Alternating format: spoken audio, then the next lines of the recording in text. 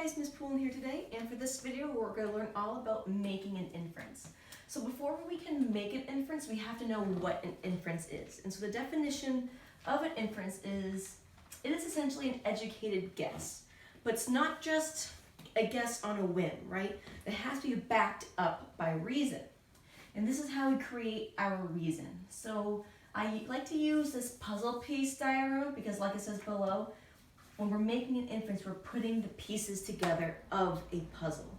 It's not just a one-step process, not like a one and done. It involves multiple of elements. And it's kind of falls under the category of higher order thinking, meaning it goes beyond what you're reading.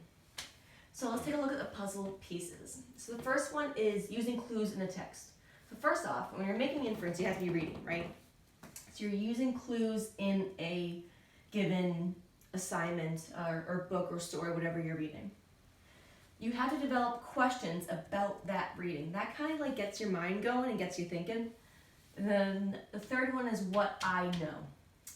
In order to determine things, we bring something to the table, and that is called background knowledge or schema, what I already know. Because more than likely in text, there will be elements that you already know plenty of.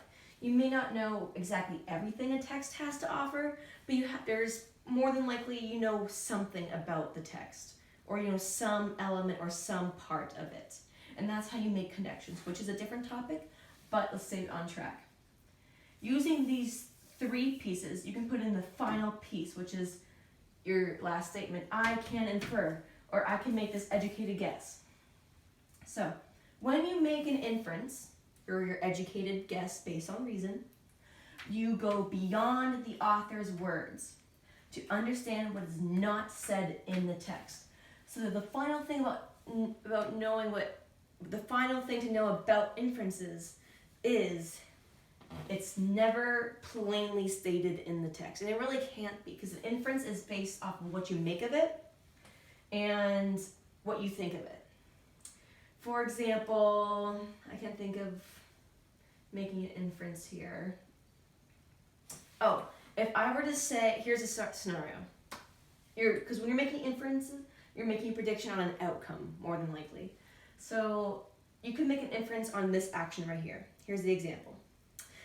If I came to class saying, oh my gosh, Miss Poulin, I didn't study for the test. If you came to me and said that, I can make the inference that maybe you won't do well on the test. It's kind of like if this happens, then that will happen a little bit. That's a little aspect of what making an inference is. So making inference does go beyond that example. However, that's a speech-oriented example I can think of. For example, it's winter, it's cold outside. You didn't bring a jacket. If you didn't bring a jacket, I can make the inference that you're probably going to be cold at recess and you might freeze.